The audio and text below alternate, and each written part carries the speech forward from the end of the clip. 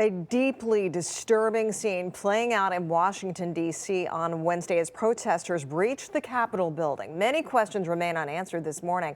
And joining us now to kind of help us sort it all out, Jonathan Hanson, a lecturer at U of M Ford School of Public Policy. Jonathan, thank you so much for joining us this morning.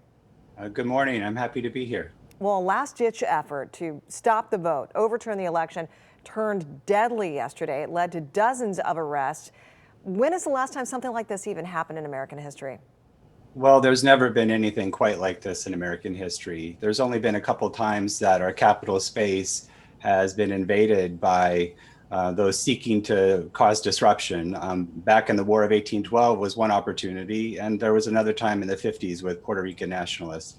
But it was a tragic day for American democracy, one that I hope never happens again. Well, have there been warning signs that something like this could happen at the U.S. Capitol on Wednesday?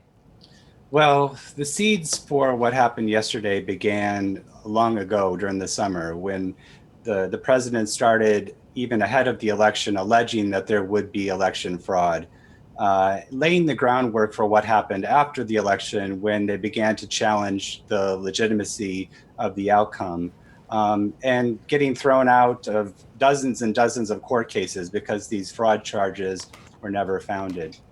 But the president wouldn't give up. He never admits defeat.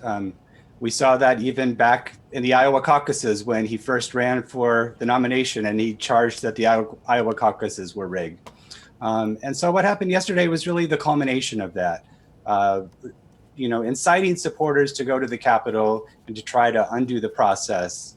And really, what he should have done is clearly just accepted the election results and conceded, as every president has done before him.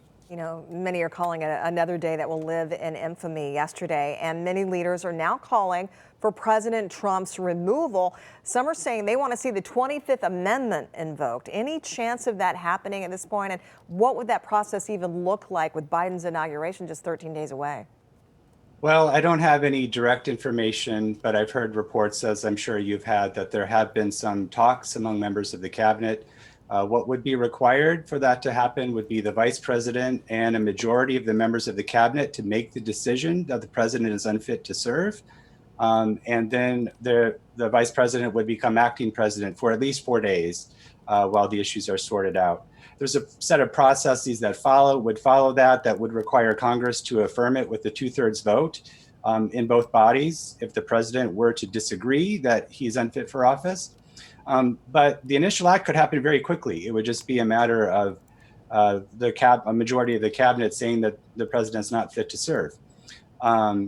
It would clearly be unprecedented and extremely unusual move, but it's procedures that are created in our Constitution to deal with scenarios where it's simply dangerous to have the president in charge. Well, we'll see what happens after all of this. Jonathan Hanson, lecturer at U of M's Ford School of Public Policy, thank you so much for being with us this morning. Thank you.